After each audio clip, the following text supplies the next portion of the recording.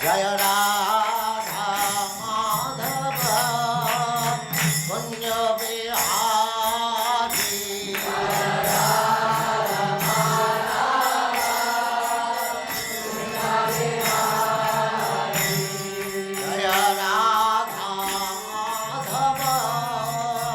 Punya Vihari viḍambanam, misleading, no, never, yasya, is, kaścit, anyone, dayito, object of specific favor, asti, there is, karhicid, anywhere, dveṣyaś, object of envy, and yasmin, unto him, viṣamā, partiality, matir, conception, nṛṇāṁ, of the people. Translation. O Lord, no one can understand your transcendental pastimes, which appear to be human and so are misleading. You have no specific object of favor, nor do you have any object of envy. People only imagine that you are partial.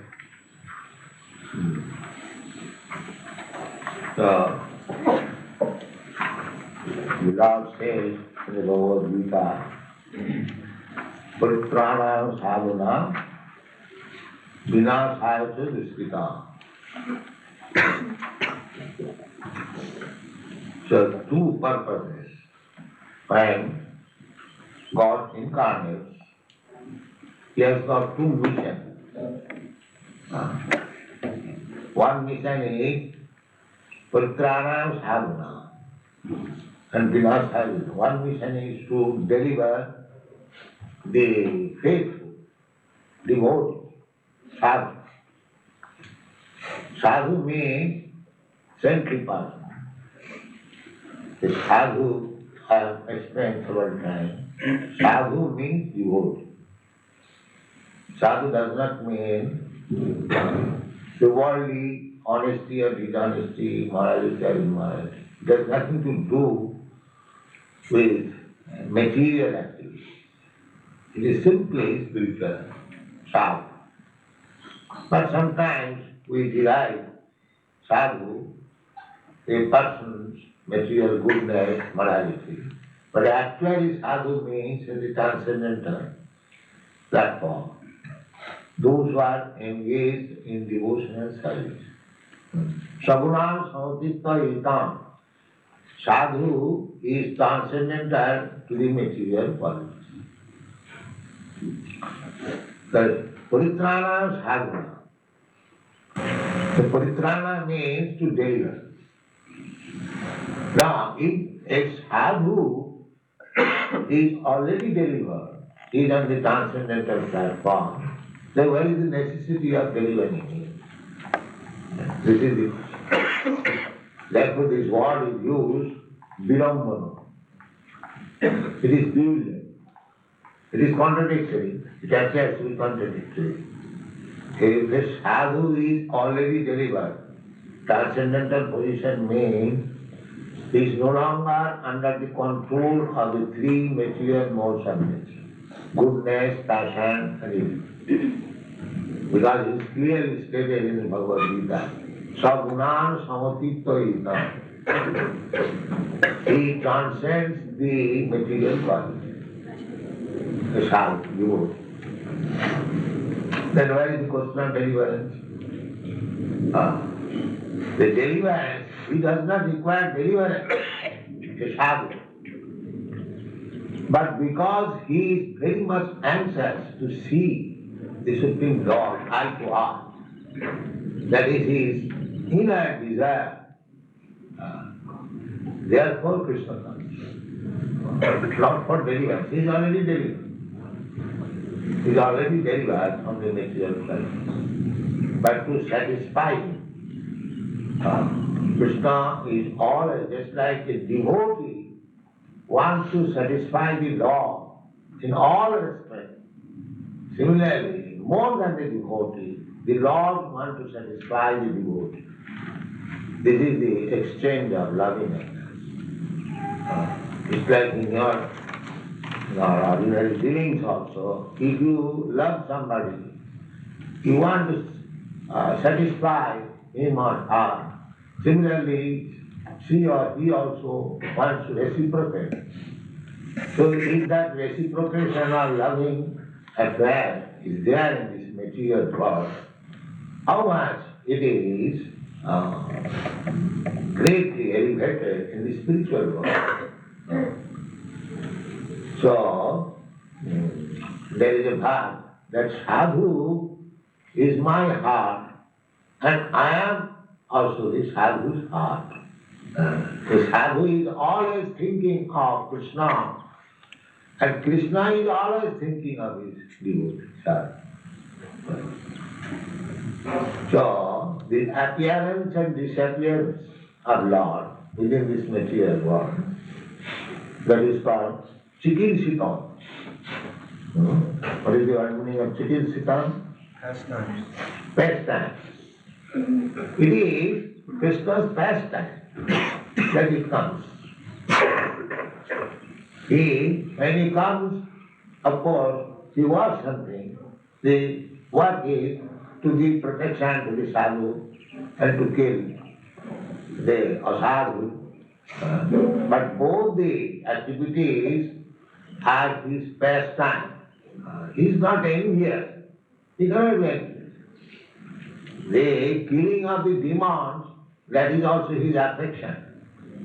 Just like sometimes we punish our children, we give a very strong slap.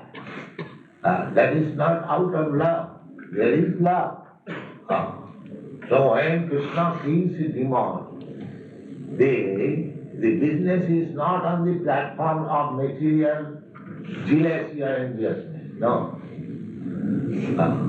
Therefore, it is mentioned in the Shastra that even the demons who are killed by Lord, they also get immediate salvation. The result is the same. Just like Putana was killed. Putana wanted to kill Krishna. But who can kill Krishna? That is not possible. She was killed. But she was killed, but what was the result? The result was that she got the position of Krishna's mother. Krishna accepted her as his mother. She came with poison-coated nipple, that Krishna will suck my nipple and the child will die immediately. But that is not possible. She was killed. Krishna sucked the nipple and the life altogether. But Krishna took the bright side, that this woman, demon, she came to kill me, but somehow or other I have sucked her breast milk, so she is my mother. She is my mother. So she got the position of mother. These are explained in the Bhagavatam. Uddhava explained to Vishnu that Krishna is so kind, God is so kind.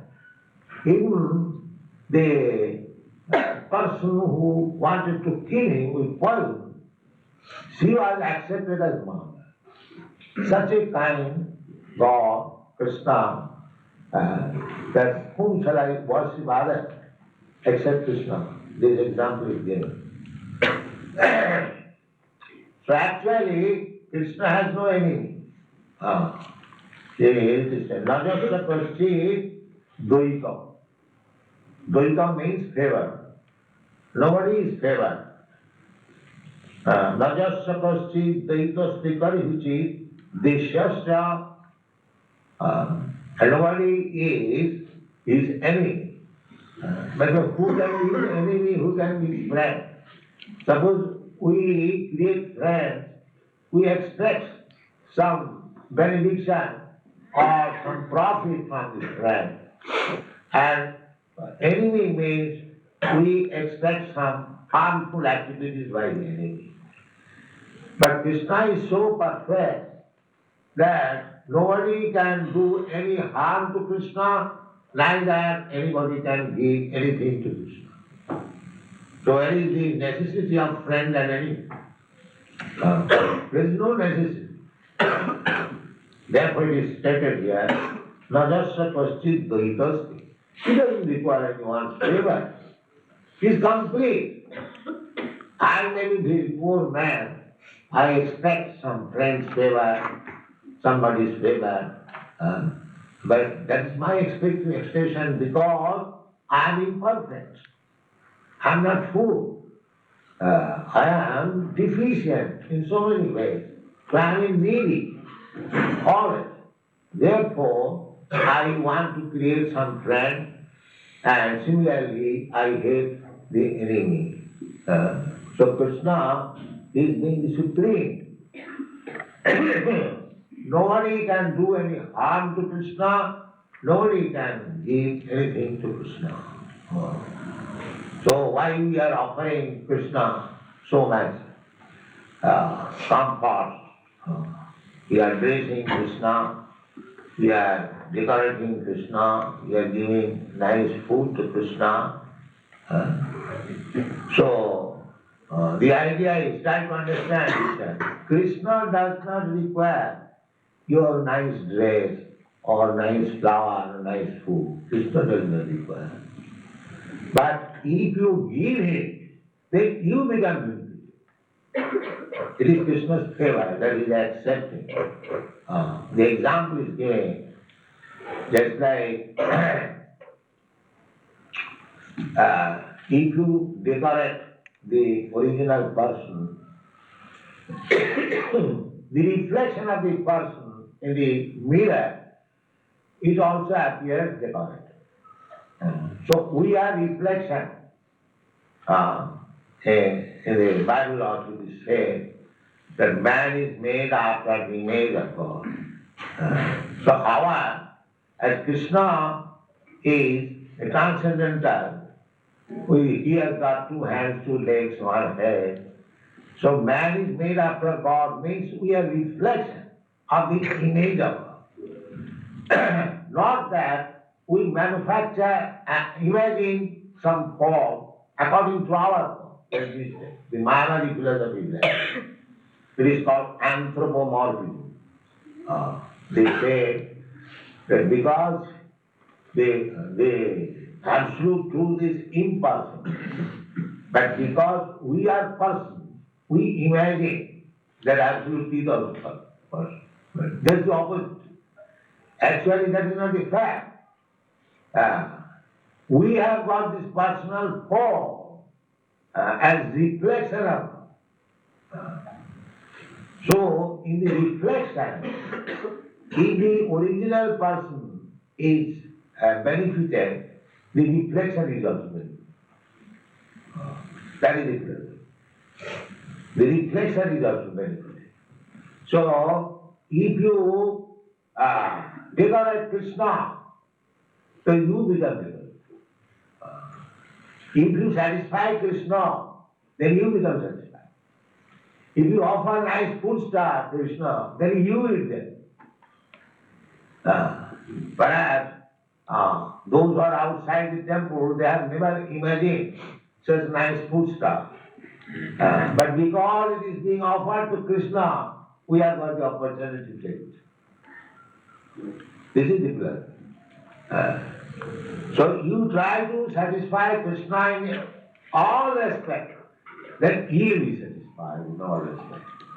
This is Krishna does not require your satisfaction, but he kindly accepts. Sarvadharman parittajya mamekam saranam vraja.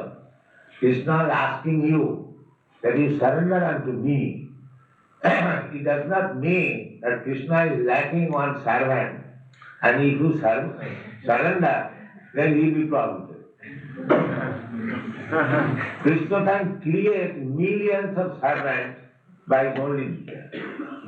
So that is not the point.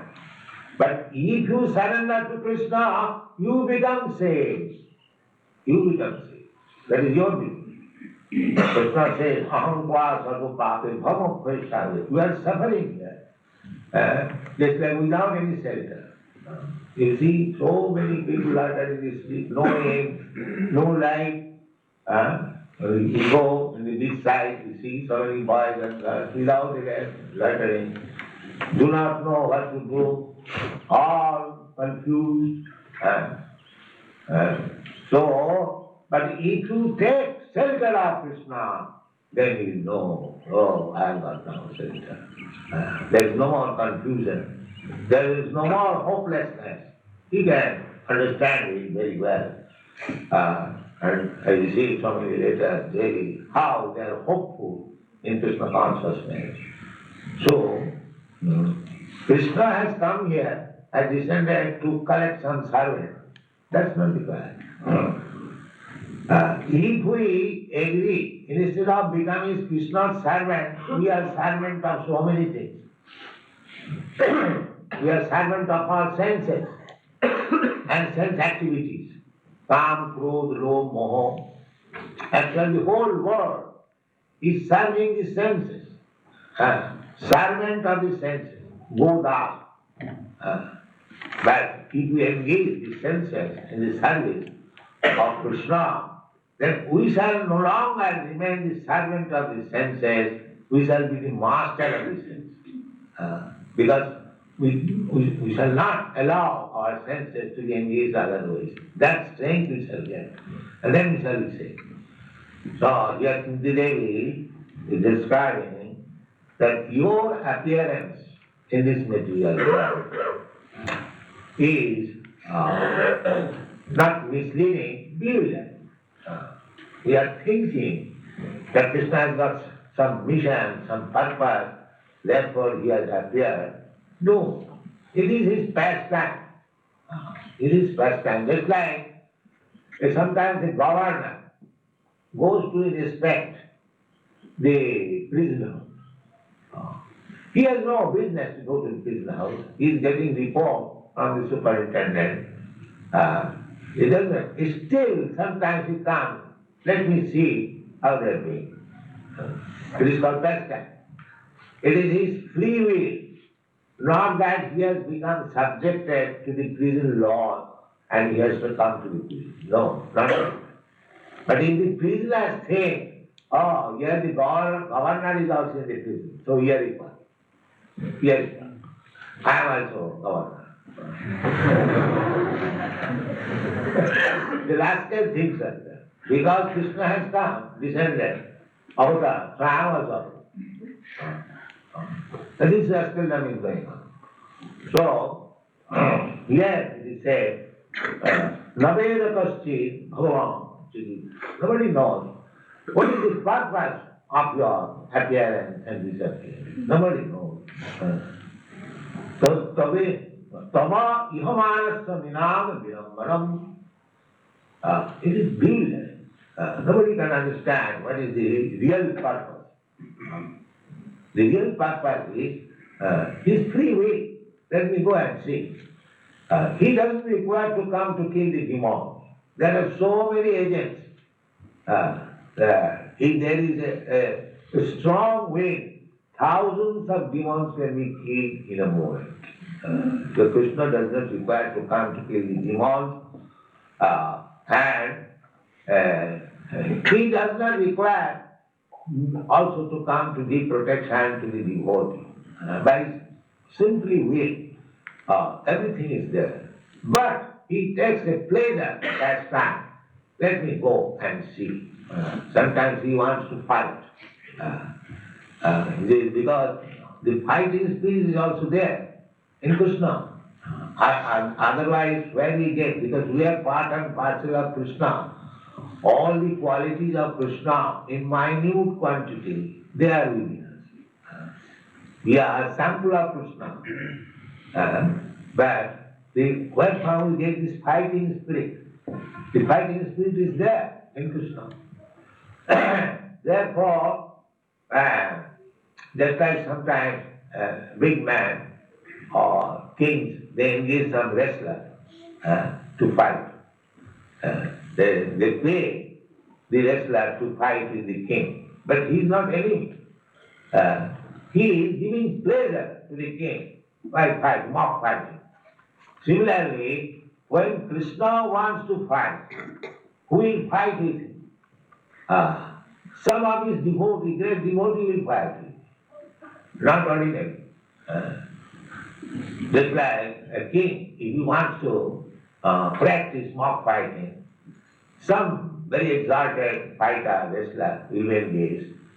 Similarly, that is also service, because Krishna wants to fight, and therefore some of his devotees come down to become his enemy. Just like Joy Vision. This Hiranyakashipu and Hiranyaka. Do you think they are ordinary living entity? If that Nṛṇāṁ, God himself has come to kill him, do you think they are ordinary? No, they are not ordinary. They are devotees. But Krishna wanted to fight in the Vaikuntha world. There is no possibility of fight, because everyone there, they are engaged in Krishna's service, with whom he will fight.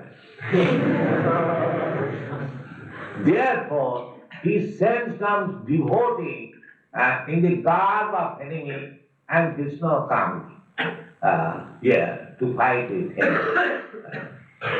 At the same time, to teach us that becoming enemy of Krishna is not very profitable. Better become friend. That is therefore it is said that naveda kaścid bhagavan cikīrṣitam. Nobody knows what is the purpose of your appearance and disappearance. So tava īhamānasya nṛṇāṁ viḍambanam. You are in this world just like ordinary human being. This is beautiful. Therefore, ordinary man cannot believe how God can become an ordinary person like Krishna is playing. Although he was not playing ordinary person, he was playing as God. Whenever there was necessity. It's like he married 16,000 wives. When he married, he was one. And 16,000 girls offered surrender to Krishna, that we are now kidnapped. If we go home, nobody will marry us. That is the strict Vedic system. If an unmarried girl goes out of home, even for one night, nobody will marry. Still it is good. Nobody will marry. So, this is the old system.